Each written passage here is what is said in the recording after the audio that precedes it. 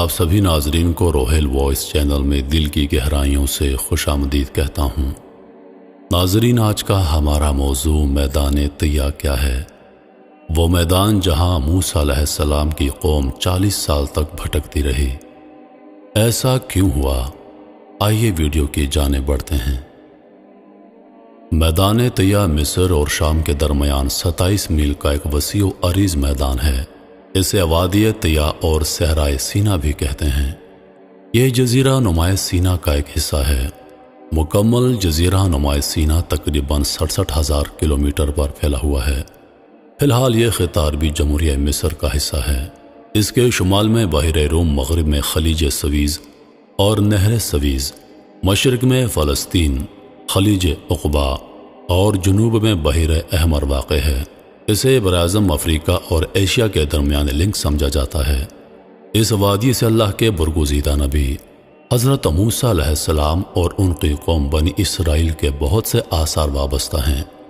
اسی میدان میں بنی اسرائیل اپنے نبی موسیٰ علیہ السلام کے ساتھ گستاخانہ اور عدم تعاون کا رویہ اختیار کرنے کی وجہ سے 40 سال تک مارے پھرتے رہے۔ طیہ عربی زبان کا لفظ ہے جس کے معنی ہیں سرگردہ رہنا، گھومتے رہنا، یا ایسے بیابان کو کہتے ہیں جس میں مسافر گم ہو جائے۔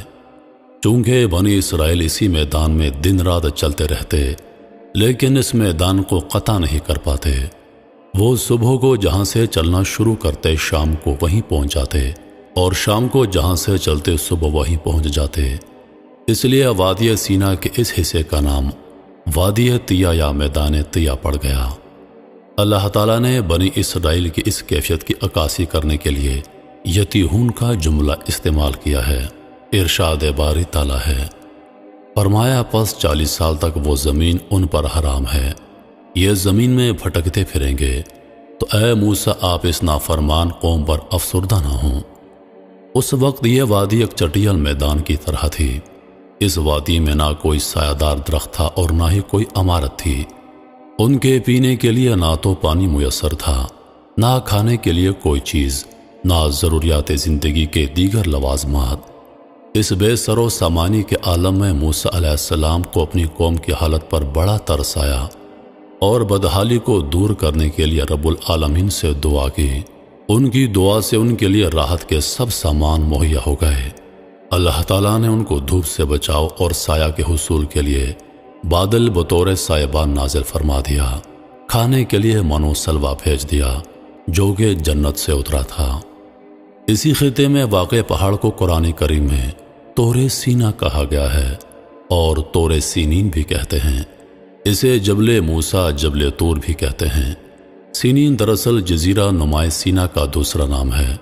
اب یہ سارا ہی علاقہ جس میں کوہ طور واقع ہے اور جو اب مصر کے قبضے میں ہے، صحرائے سینا کے نام سے مشہور و معروف ہے۔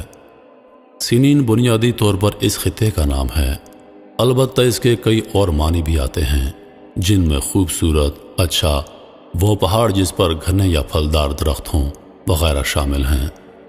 طور سینین کو سورۃ المومنون کی آیت نمبر 20 میں طور سینا کہا گیا ہے اور آج کل بھی سینا کے نام سے مشہور ہے۔ صحرائے سینا اور کوہ طور یہ دونوں مصر کے ایشیائی حصے میں ہیں۔ آپ اگر زمین کا نقشہ دیکھیں تو آپ کو لال سمندر غلیل کی وی کی طرح دو حصوں میں بہتا نظر آئے گا۔ غلیل کی یہ وی درمیان میں مثلث بناتی ہے اور یہ مثلث سینا کہلاتا ہے۔ مثلث کی نوک پر مصر کا سیاحتی شہر شرم الشیخ آباد ہے، جبکہ اوپری حصے 4 ملکوں بحیرہ روم سے جا ٹکراتا ہے۔ وہ 4 ملک سعودی عرب، اردن، فلسطین، اسرائیل اور مصر ہیں۔ موسیٰ علیہ السلام 2 مرتبہ اس مثلث یعنی جزیرہ نمائے سینا میں داخل ہوئے۔ آپ پہلی بار اس وقت سینا میں آئے جب آپ فرعون کے لیے پالک صاحبزادے تھے۔ آپ کی پرورش محل میں ہوئی تھی۔ آپ فرعون کے وارث بن رہے تھے، لیکن پھر ان سے نادانستہ طور پر ایک قطبی قتل ہو گیا اور آپ سزا اور فرعون کے ظلم سے بچنے کے لیے سینا میں پناہ لینے پر مجبور ہو گئے۔ سینا اس وقت فرعون کی سلطنت میں شامل نہیں تھا۔ موسیٰ علیہ السلام صحرا میں چلتے چلتے مدائن پہنچ گئے۔ دوسری بار جب اللہ تعالیٰ نے آپ کے ذریعے بنی اسرائیل کو فرعون اور اس کے لشکر سے نجات عطا کی، آپ نے بنی اسرائیل کو ساتھ لیا، اپنے عصا سے ریڈ سی کو 2 حصوں میں تقسیم کیا اور بنی اسرائیل کے ساتھ دوبارہ صحرائے سینا میں داخل ہو گئے، جبکہ فرعون اپنی فوج سمیت ریڈ سی میں غرق ہو گیا۔ فرعون سے نجات پا کر آپ اپنی امت کے ساتھ کوہ طور پر پناہ گزین ہو گئے۔ سورہ 3 میں اللہ تعالیٰ نے طور سینین کی قسم بھی کھائی ہے۔ سینا سینین ایک بلند پہاڑ ہے جو مصر سے مدین یا مدین سے مصر جاتے ہوئے راستے میں پڑتا ہے۔ اسی پہاڑ کی چوٹی کا نام طور ہے۔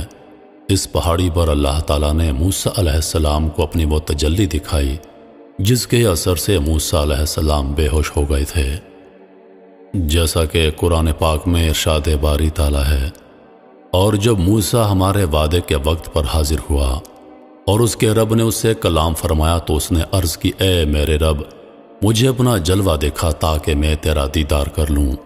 اللہ تعالیٰ نے فرمایا، تو مجھے ہرگز نہ دیکھ سکے گا، البتہ اس پہاڑ کی جانب دیکھ، یہ اگر اپنی جگہ پر ٹھہرا رہا تو ان قریب تو مجھے دیکھ لے گا۔ پھر جب اس کے رب نے پہاڑ پر اپنا نور چمکایا تو اسے پاش پاش کر دیا اور موسیٰ بے ہوش ہو کر گر پڑے۔ پھر جب ہوش آیا تو عرض کی، یا رب تو پاک ہے، میں تیری طرف رجوع کرتا ہوں اور میں سب سے پہلا مسلمان ہوں۔ صورتحال یہ بنی تھی کہ جب موسیٰ علیہ السلام نے اللہ تعالیٰ کا کلام سنا تو کلام ربانی کی لذت انہیں اللہ عز و جل کے دیدار کا مشتاق بنا گئی۔ چنانچہ شدت شوق میں بارگاہ الہی میں عرض کی، اے میرے رب، مجھے اپنا جلوہ دکھا دیجئے تاکہ میں تیرا دیدار کر لوں۔ اللہ تعالیٰ نے قرآن کریم میں طور کی قسم کھائی ہے اور اس نام سے ایک مکمل صورت بھی اتاری ہے۔ کوہ طور ان مقامات میں سے ہے جنہیں اللہ تعالیٰ نے خصوصی تقدس عطا فرمایا ہے۔ متعدد روایات سے معلوم ہوتا ہے کہ طور سینا میں مختلف واقعات رونما ہوئے ہیں، جن میں موسیٰ علیہ السلام کا اللہ تعالیٰ سے ہم کلام ہونا، 40 دن کا میقات، بنی اسرائیل کے 70 لوگوں کے ساتھ میقات پر جانا اور موسیٰ علیہ السلام کی وفات شامل ہیں۔ ایک روایت کے مطابق موسیٰ علیہ السلام کی وفات اردن کوہ نبوہ کے دامن میں ہوئی۔ اسی پہاڑ کے دامن میں ایک وادی ہے جس کا نام طوا ہے، جسے قرآن کریم میں وادی مقدس اور البقعہ المبارکہ بھی کہا گیا ہے۔ اسی مقام پر موسیٰ علیہ السلام کو نبوت عطا کی گئی اور 2 دفعہ اللہ تعالیٰ سے ہم کلامی کا شرف حاصل ہوا۔ قرآن کریم میں اس کا ذکر 2 جگہوں پر ہے۔ فرمایا، بے شک میں ہی تمہارا رب ہوں، سو تم اپنے جوتے اتار دو، بے شک تم طوا کی مقدس وادی میں ہو۔ کوہ طور پر حضرت موسیٰ علیہ السلام 2 مرتبہ گئے تھے۔ پہلا واقعہ اس وقت پیش آیا جب موسیٰ علیہ السلام وادی مقدس میں آگ کی تلاش میں تھے اور وادی میں چمکنے والا شعلہ دراصل خدا کے وجود کا نشان تھا۔ اس وقت موسیٰ علیہ السلام کو خدا سے ہم کلامی کا شرف حاصل ہوا اور انہیں خدا کی طرف سے معجزات عطا کیے گئے۔ اس واقعے کا تلمیحی استعمال ان مرکبات سے ہوا ہے: وادی ایمن، شجر ایمن، آگ، وادی مقدس، شعلہ سینا وغیرہ۔ دوسرا واقعہ اس وقت پیش آیا جب موسیٰ علیہ السلام نے اپنی قوم کو فرعون کے قہر سے نجات دلا کر وادی سینا میں قیام کیا۔ اس وقت موسیٰ علیہ السلام کو بنی اسرائیل کی ہدایت اور رہنمائی کے لیے شریعت عطا کرنے کے لیے کوہ طور پر بلایا گیا۔ شروع میں انہیں 30 راتوں کے لیے بلایا گیا تھا، بعد میں 10 راتوں کا اضافہ کر دیا گیا۔ جب موسیٰ علیہ السلام کے 40 دن پورے ہوئے تو انہیں شریعت عطا کی گئی اور اللہ تعالیٰ سے باتیں کرنے کا شرف حاصل ہوا۔ موسیٰ علیہ السلام کو اللہ تعالیٰ کے دیدار کا شوق ہوا۔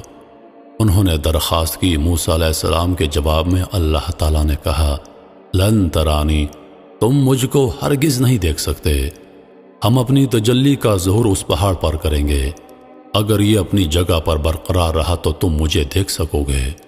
چنانچہ اللہ تعالیٰ نے کوہ طور پر اپنی تجلی کا ظہور کیا۔ وہ پہاڑ تجلی کو برداشت نہ کر سکا اور پارا پارا ہو گیا۔ موسیٰ علیہ السلام بھی بے ہوش ہو کر گر پڑے اور اپنی عاجزی کا اعتراف کیا۔ تو یہ تھے میرے محترم عزیز دوستو میدان طیا اور کوہ طور کے چند واقعات اور ان کی تاریخ۔ امید کرتا ہوں کہ ویڈیو آپ دوستوں کو پسند آئی ہوگی۔